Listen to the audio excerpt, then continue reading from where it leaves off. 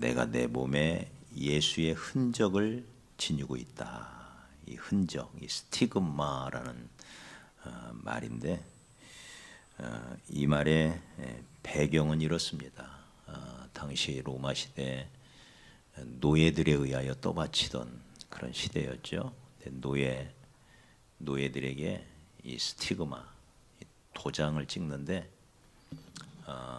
모든 노예에 다 찍는 것은 아니고 노예 중에서도 도망친 노예, 그러니까 도망치지 못하도록 쇠사슬로 묶어도 놓고 이렇게 하지만 가끔 도망치는 노예가 있을 때 붙잡히면 그에게 주인의 이름을 새긴 인두를 몸에다 찍어요. 그러면 어떻게 될까요? 이 사람이 이제 도망가면 어떻게 돼요? 어디를 가든지 그게 표시가 나기 때문에 지워지지 않는 이 노예는 누구 것이라고 하는 표시가 딱 찍혀 있기 때문에 도저히 도망갈 수 없는 이걸 스티그마, 이걸 흔적이라. 이제 도망을 가도 소용이 없어요. 하늘 아래 어느 곳을 가더라도 아무개의 종이라는 표시가 딱 찍혀 있는 거예요. 여러분, 이 노예라는 표시, 이 노예가 어떤 삶을 살았는지는 우리가 잘 알지요. 노예는 살았으나 산 존재가 아니죠. 노예에게는 영혼이 없다고 믿었던 시대. 노예에게는 영혼이 없다는 거예요. 그런 노예, 짐승과도 같은 그런 삶을 살았던 이 노예. 그 노예의 표시가 뭐예요? 이게 스티그마예요. 이게 흔적이에요. 그러니까 이 흔적이 있다는 것은 이 사람의 삶이 얼마나 힘들고, 이건 인간 이하의 삶을 살고 있다는 표시예요. 노예에게는 인격이 없어요. 영혼이 없는데 무슨 인격이 있어요? 노예에게는 어떤 자존심도 있을 수가 없어요. 그거 내세웠다가는 그날 죽는 날이에요. 그걸 사도 바울은 그걸 생각하면서 나는 내 몸에 그리스도의 흔적을 지니고 있다. 그러니 누구도 나를 괴롭히지 좀 말아라. 참 처량한 고백이죠. 더 이상 나를 좀 괴롭히지 좀 말아라. 나는 괴롭힐 만큼 너무 많은 괴롭힘을 당했다. 이 땅의 목회자들은 대부분 이런 흔적을 가지고 있죠. 말할 수 없는 고통, 짐을 짊어지고 가는 게 이 땅의 목회자들이고 개척자들입니다. 근데 그걸 자랑할 수도 없고 내세울 수도 없고 누가 그거 알아주나요? 주님만이 알아주죠. 사도 바울의 이 흔적이라고 하는 것은 이 땅의 개척자들의 흔적 아마 1000배는 될 거예요. 1000배. 당시 로마 시대 그 어마어마한 혹독한 박해가 있었던 그 시대에 전 세계를 다니면서 수많은 개척교회를 세웠던 분이 사도 바울입니다. 주님을 위하여 조금이라도 눈물을 흘려본 사람, 주님 때문에 또 주의 일 때문에 고통을 지불한 사람이라면 바울의 이 고백을 조금은 이해할 수 있지 않을까, 그런 생각을 해요. 조금은 이해할 수 있지 않을까. 보세요. 나는 내 몸에 흔적을 가졌다. 어떤 흔적이라 그랬죠? 여기 보면 예수의 흔적을 지녔다. 예수의 흔적이 뭐예요? 여러분, 예수님께는 흔적이 두 곳에 있죠. 어디에 있죠? 손에 있고 옆구리에 있어요. 흔적. 그래서 어떤 시인은 가서 우리가 천국 가서 주님을 어떻게 알아볼까? 네, 옆구리에 못자국을 보고 알겠네. 그랬어요. 우리를 위하여 피 흘렸던, 우리를 위하여 창에 찔렸던 그 흔적, 그게 옆구리에 있고 못 박혔던 흔적이 손에 있어요. 그 흔적을 보고 그리스도를 알아볼 것 같다. 네. 실제로 도마가 의심했을 때 부활하신 주님이 도마에게 찾아와서 그 흔적을 보여주죠. 봐라, 내 손을 만져보라. 그리고 내 옆구리에 네 손을 넣어서 만져보라. 정말 내가 예수 너희들 앞에서 그렇게 십자가에 갈기갈기 찢겨 죽은 예수라는 것이 확실한지 한번 만져봐라 하면서 그 흔적을 보여주죠. 지금 사도 바울이 그 얘기를 하고 있는 거예요. 나도 바로 그 예수의 흔적이 내 몸에 있다. 네. 그러면서 말하기를 이후로는 누구든지 나를 괴롭게 하지 말아라. 참 처량한 고백이죠, 그죠? 네. 나를 괴롭히지 좀 말아라. 나 너무 힘들다. 너무 힘들다. 네. 우리가 이 사도 바울의 이 고백을 보면서 우리는 어떤 생각을 해야 될까요? 네. 우리에게도 나는 주님을 위한 흔적이 내게 있나? 오늘 밤에 한번 물어봤으면 좋겠어요. 네. 바울이 고백하는 이 흔적, 이 고백이 나에게도 있나? 네. 우리는 흔히 두 개의 십자가가 있어야 된다고 말합니다. 두 개의 십자가. 그리스도인에게는 두 개의 십자가가 있어야 한다. 첫째는 나를 위하여 그리스도가 지고 가신 십자가가 있어야 되고요. 나를 위한 그리스도의 십자가. 또 하나는 주를 위한, 그리스도를 위한 나의 십자가가 있어야 된다는 거예요. 무슨 말인지 이해가시죠? 네. 나를 위한 그리스도의 십자가가 있을 때 구원을 받아요. 네. 그러나 구원은 시작에 불과해요. 주를 위한 나의 십자가가 있을 때 그게 상급이 돼요. 상급받지 못하면 부끄러운 구원을 받아서 천국에 가긴 갔는데 부끄러움을 당하리라 그랬어요. 부끄러움을 당하리. 천국에 가서 자랑스러운 영광의 면류관을 써야 되는데 천국에 가서 고개를 들 수가 없는 거예요. 부끄러워서. 부끄러운 구원이죠. 영광의 구원을 받아야 하는. 마치 애굽에서 나왔지만 가나안에 들어가지 못하고 광야의 돌무덤에 갇혔던 사람들처럼 부끄러운 구원이죠. 부끄러운 구원. 그래서 나를 위한 주님의 십자가가 내게 있어야 되고 그게 사실 14절의 말씀이 그 말씀이에요. 14절 한번 읽어보죠. 다시 한번 보죠. 14절 시작.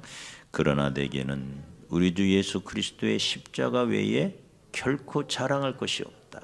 사도 바울에게는 자랑할 게 많았어요. 내세울 게 많았어요. 육체적으로. 그런데 그가 예수님을 만나고 나서는 그 모든 과거에 자랑했던 모든 것을 배설물로 여기고 이제는 말합니다. 나에게는 십자가 외에는 자랑할 게 없다. 그 다음에 시작. 그리스도로 말미암아 세상이 나를 대하여 십자가에 못 박히고 예수의 십자가 때문에 세상이 나에 대하여 못 박혔다. 세상은 다른 말로 죄라고 말할 수가 있어요. 죄가 못 박혔다. 이게 구원이죠. 이게 구원. 예수의 십자가 때문에 내 죄가 못 박혀버린 거예요. 그 다음에 두 번째는 그걸로 끝나지 않고 내가 또한 세상을 대하여 그러하다. 그러하다는 게 무슨 말이죠? 그렇게 못 박혔다 그 말이에요. 내가 못 박혔다. 나의 십자가죠. 나의 십자가. 이게 있어야 돼요. 이걸 17절에서는 예수의 흔적이라 그렇게 지금 부르고 있는 겁니다. 주를 위한 나의 십자가. 예수님께서도 누구든지 나를 따라오려거든 자기를 부인하고 자기 십자가를 지고 따라와야 내 제자가 될 수 있다 그랬어요. 네. 주를 위한 나의 십자가. 네. 사도 바울이 말하는 것처럼 내 몸에 지니고 있는 예수의 흔적. 이게 내가 진정한 주의 제자요 주님의 사람이라고 하는 증거예요. 증거. 나에게 한번 물어봅시다. 나는 어떤 흔적을 가지고 있나? 물어보십시오. 시작. 네, 여러분 한국 사람은 한국 사람의 흔적을 가지고 있죠.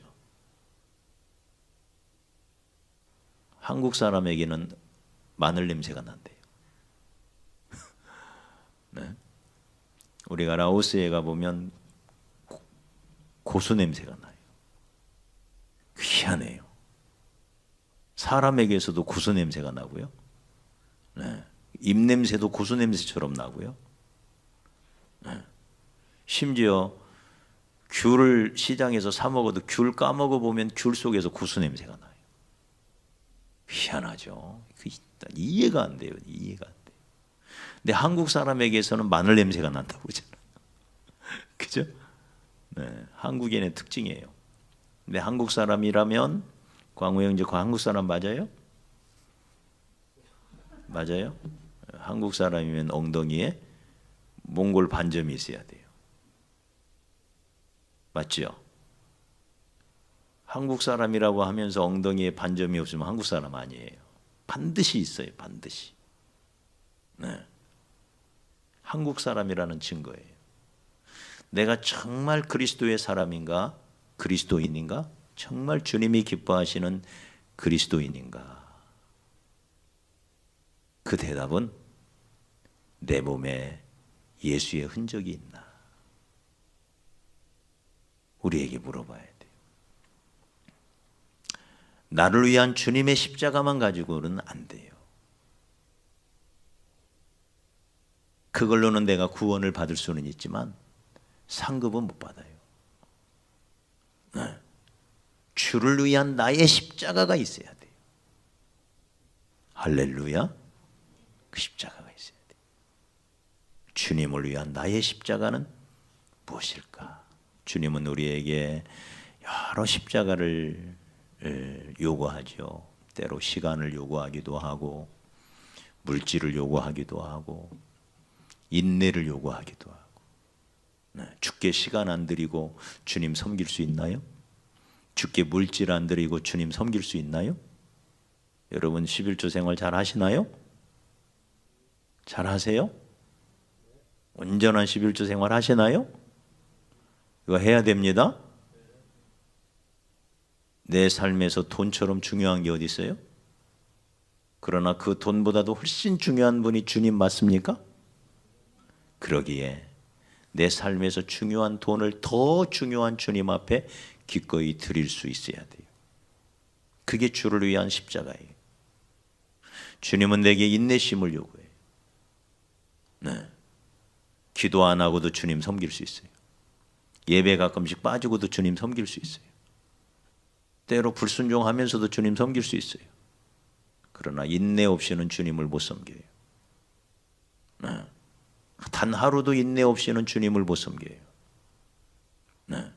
그냥 참고 견디며 우리는 주님을 향해 한 걸음씩 한 걸음씩 나아가는 거죠. 우리에게 흔적이 있어야 돼요. 그 기도를 주께 시간을 드리는 표시가 많은 경우 기도로 나타나요. 기도 시간. 주께 드리는 거예요. 네, 새벽 기도 시간. 우리가 3일 동안 새벽 기도도 했지만 그 시간 주께 드리는 거예요. 그게 흔적이에요. 작은 야고보라고 일컬어지는 우리가 예수님의 12 제자 중에 야고보가 둘이 나오죠. 세베대의 아들 야고보가 있고 요한의 형제 야고보, 세 명의 수제자 중에 하나였던 세베대의 아들 야고보. 그는 사도 중에 첫 번째 순교자가 되죠. 근데 또 하나가 있어요. 또 한 분. 알페오의 아들 야고보가 있어요. 서열상 9번째. 순서가 중요해요. 순서가 한 번도 흐트러지는 적이 없어요. 그 서열대로 베드로부터 시작해서 9번째예요. 이 알페오에 대한 기록이 없어요. 성경은 12 제자 중에 하나일 뿐이지 그가 어떤 일을 행했는지에 대한 기록이 나와 있지 않아요. 거의 없어요. 찾아볼 수가 없어요. 이 알페오의 아들 야고보. 근데 초대교회 역사를 기록하고 있는 저 유명한 요세푸스라고 하는 역사가가 있는데 그 역사가의 기록에 알페오의 아들 야고보에 대한 기록이 있어요. 그 요세푸스라고 하는 역사가는 정말 대단한 역사가죠. 그분이 없으면 초대교회가 어떻게 전해졌는지를 우리는 많은 부분 감추어졌을 거예요. 근데 그 기록에 보면 알페오의 아들 야고보, 이 작은 야고보는 별명이 뭐였느냐? 별명. 다인이는 별명이 뭐야? 아직 없어? 이제 만들어줄게. 이제 앞으로 만들어줄게. 이 작은 야고보, 작은 야고보라 불리우는 이 야고보의 별명이 낙타 무릎이에요. 낙타 무릎. 얼마나 하나님 앞에 기도를 많이 했던지 무릎이 낙타처럼 됐다는 거예요. 낙타 무릎 보셨나요? 낙타가 키가 크잖아요. 서 있으면 올라가지를 못해요. 사람이 타지를 못해요. 그러니까 앞무릎을 탁 꿇어요. 이렇게 탁 꿇어요. 이렇게 꿇어요. 그러면 올라가는 거예요. 이렇게 꿇으면. 그러니까 낙타는 걸핏하면 꿇어야 돼요. 앞무릎을 탁. 계속 사람이 오르락 내리락 해야 되니까. 이렇게 높은 키가 딱 꿇으면은 반절로 주는 거예요. 그럼 올라가요. 그러다 보니까 그 무릎이 반질반질하니 여기에 이렇게 굳은 살이 배어 있어요. 야고보의 무릎이 그랬다는 거예요. 얼마나 하나님께 기도했던지. 무슨 일만 있어도 기도로 중보하며 살았던 기도의 사람, 그게 작은 야고보라 그래요. 그게 흔적이죠. 야고보의 흔적. 우리에게는 이런 흔적이 있냐는 거예요. 순종의 흔적, 인내의 흔적, 헌신의 흔적. 주님을 위하여 지불했던 그 고통의 대가, 그 흔적이 내게 있나? 주님은 나를 위하여 당신의 십자가를 우리에게 주셨어요. 그러면서 주님은 우리에게 요구합니다. 이제는 너의 십자가를 나에게 다오. 주님의 요구예요. 그래서 너에게는 어떤 흔적이 있니? 너 정말 나를 사랑하니? 그 흔적이 뭔데? 우리에게 물어보시는 거예요. 바울에게 있었던 이 예수의 흔적이 저와 여러분의 삶에도 있기를 원합니다. 그건 그냥 만들어지는 게 아니죠.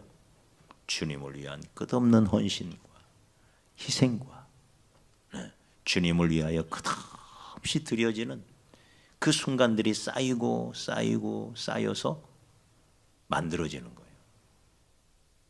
그냥 만들어지는 게 아니에요. 주님을 위한 우리의 흔적이 무엇일까? 오늘 밤에 생각하면서 나를 위한 예수의 십자가만 아니라 주를 위한 나의 십자가가 있어야 된다. 구원받고 끝나는 게 아니라 상급받는 신앙으로 올라가야 된다. 그러기 위하여 예수의 흔적이 내 몸에 새겨진, 노예처럼 주님을 섬겼던 그 사도 바울의 표현이 흔적이라는 이 스티그마라는 말로 나온 것처럼 나는 과연 주님을 위한 그런 흔적이 있나 우리 자신을 돌아보며 오늘 밤에 같이 기도했으면 좋겠습니다.